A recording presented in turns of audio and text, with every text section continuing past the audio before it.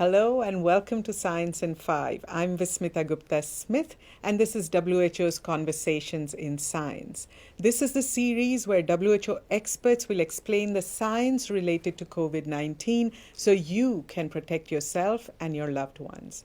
Today's expert is Dr. Maria Van Kerkhove. She's the technical lead for COVID-19. She's also an infectious disease epidemiologist. Welcome, Maria. Hi, Vismita. Thanks for having me.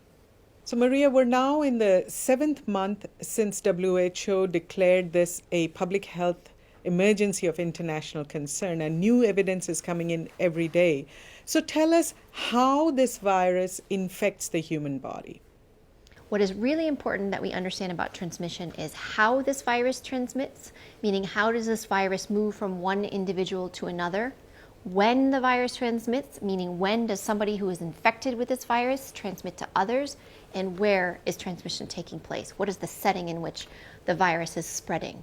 So what we know about how it transmits. So this is a respiratory pathogen, a respiratory virus, and most people who are infected with the SARS-CoV-2 virus tend to have these respiratory symptoms. And the virus can be spread by droplets, or these little particles of liquid that come out of your nose and your mouth when you talk, when you cough, when you sing, when you're in close proximity to somebody else. These particles, these droplets, can be various sizes. They could be larger or they could be smaller. The larger droplets tend to drop more quickly, and the smaller droplets can remain suspended in the air for a little bit longer. But this virus transmits when you're in close contact with somebody else, and when an infected person gets those droplets into somebody else's eyes, nose, or mouth. The other way in which this virus can transmit is through contaminated surfaces. So if somebody is infected and they have the virus in these droplets, it can fall onto different surfaces. And if someone touches those surfaces and then touches their eyes, nose, and mouth, they can infect themselves if they haven't washed their hands. But the good news is that if you wash your hands, if you keep physically distanced from people, you could prevent that from happening. So Maria, tell us now about when and where, in which settings this virus is transmitting. Now, when a virus transmits from an infected person to another is really important. What we know about this virus is that people can transmit the virus when they don't have symptoms. So they can be infected with the virus and not yet have developed symptoms. Or they can pass the virus when they do have symptoms.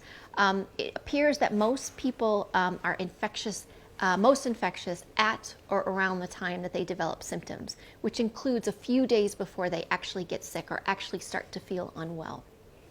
And then where the virus transmits. So the setting in which the virus spreads is a combination of the intensity of the exposure somebody has, the duration of exposure they may have to an infected individual, and then the location of where that's taking place.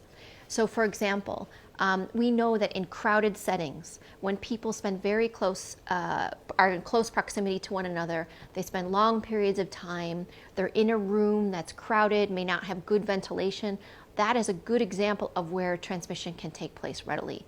Maria, we are also learning new information about how our body's immune system responds to this virus. Tell us what we know today about our immunity.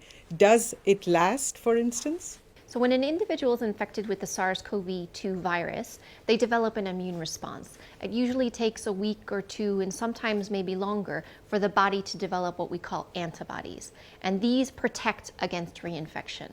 What we don't have a complete picture of yet is how strong that protection is, depending on the type of infection you have. If you have an asymptomatic infection, meaning you don't have any symptoms, if you have mild disease, if you have severe disease.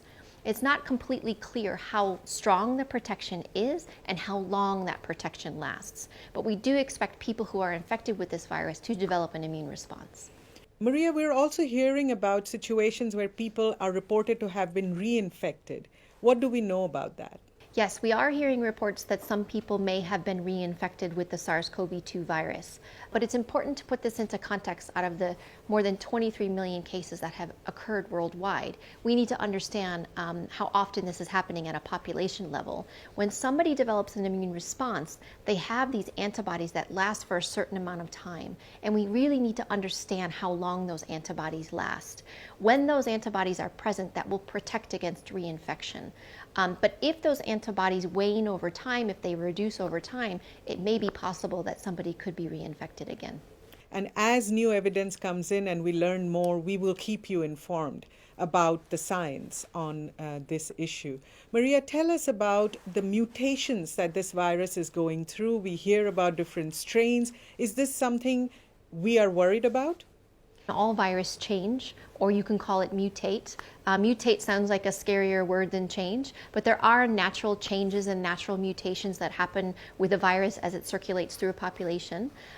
There are some changes that have been occurring, and we are following all of the changes of the virus through a global network of laboratory scientists and virologists who are helping us to evaluate all of the full genome sequences that are becoming available. There are tens of thousands of full genome sequences that are being provided by countries so that we can look at these changes. And we're working with a group of scientists who are helping us to look at each of those changes to determine which ones are really important as we understand how the virus behaves. There you have it. That was Dr. Maria Van Kerkhove explaining the science of how SARS-CoV-2 virus infects our body and how we react to this virus. Remember, we'll keep bringing you the science as we learn more. Until then, stay safe and stick with science.